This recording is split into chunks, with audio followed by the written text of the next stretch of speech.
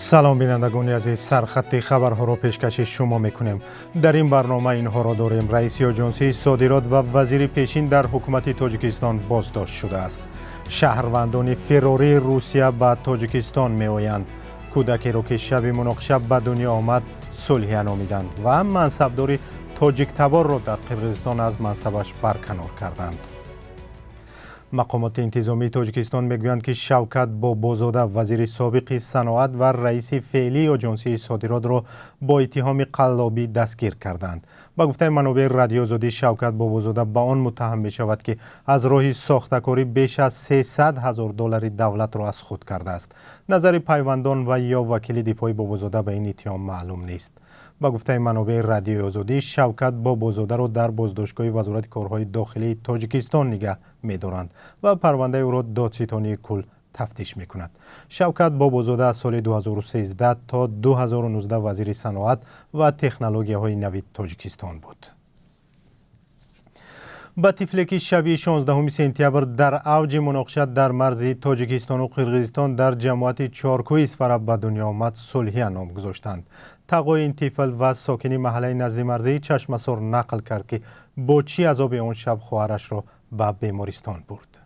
اومدم به فرموشنه که اومدم اینجا با اینها سوال کردم، گفت به فر سیکین اوچشون پیش رفتن که اونجا نزدن جو بو نظر روی گرفته به فر بانیسه بردیم. بانیسه نایمان با بردیم سوید نیست یک عذاب. در مناقشه مرزی روز 14 تا 17 سپتامبر بیش از 100 نفر از دو جانب کشته و بیش از 300 نفر زخمی شدند. تاجیکستان و قرقیزستان همدیگر را در برانگیختن نزاع عیبدار میکنند. گزارش درباره صلح را در برنامه اخباری آزادی ساعت 2 به وقت مسکو و ساعت 4 به وقت دوشنبه تقدیم میکنیم. روشنبک صابیروف منصبدار تاجیک تبار در حکومت قرقیزستان از مقامش برکنار شده است. دفتر مطبوعات رئیس جمهور قرقیزستان روز 26 سپتامبر گفت که صابیروف با خواهش خود از مقام مدیر آژانس ملی سرمایه‌گذاری رفت. چند روز پیشتر از این خبر وزارت امور خارجه تاجیکستان گفت که پس از مناقشه در مرز تعقیب و فشار و اذیت شهروندان تاجیکستان و تاجیک تباران در قرقیزستان زیاد شده است. مقامات بیشکک گفتند که ادعا بی‌اساس است و برعکس فشار به قرقیز تباران در تاجیکستان زیاد شده است. روشنبک صابیروف 52 ساله در گذشته وزیر و وکیل پارلمان قرقیزستان هم بود و از سال 2008 رهبر سازمان تاجیکستان قرقیزستان است.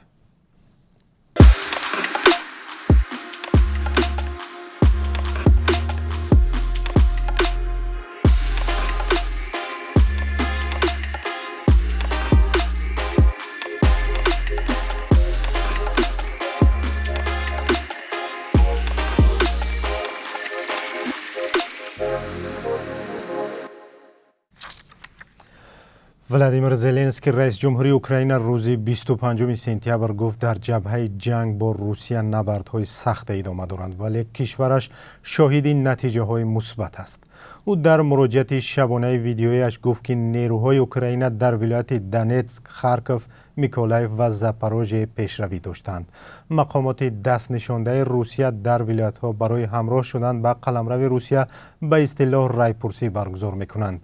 جامعه بین المللی این رایپرسی را ساخته خواندند. عین زمان جیک سالیوان مشاور امنیت ملی حکومت آمریکا گفته است اگر روسیه در اوکراین اسلحه اتمی به کار برد با پاسخ قاطعانه آمریکا و پیامدهای فلاکتبار روبرو خواهد شد. ضمناً بعد اعلان سفربری سربازان نو با اوکراین هزاران شهروند روسیه وطنشان را ترک کرده به کشورهای دیگر از جمله تاجیکستان برای اقامت آمدند. خبرنگاران رادیو آزادی در دوشنبه معلوم کردند که مهمانخانه‌های پایتخت که ماه‌های پیش نیمه خالی بودند حالا اتاق برای قبول مهمانان نو را به سختی پیشنهاد میکنند. همکاران ما به چندی از این مهمانخانه‌ها رفتند و گزارش را آماده میکنند که 3 ساعت بعد در برنامه اخباری آزادی همراه میبینیم. تظاهرات ضد حکومت در تهران و دیگر شهرهای ایران شب گذشته هم ادامه کرد و با وجود آنکه مقامات گفتند سرکوب تظاهرگران را سخت‌تر می‌کنند. تظاهرات 10 روز پیش و بعد آن سر زد که یک دختر ایرانی در نتیجه لطوکوب پلیس که او را برای به گفته آنها بدحجابی بازداشت کردند درگذشت.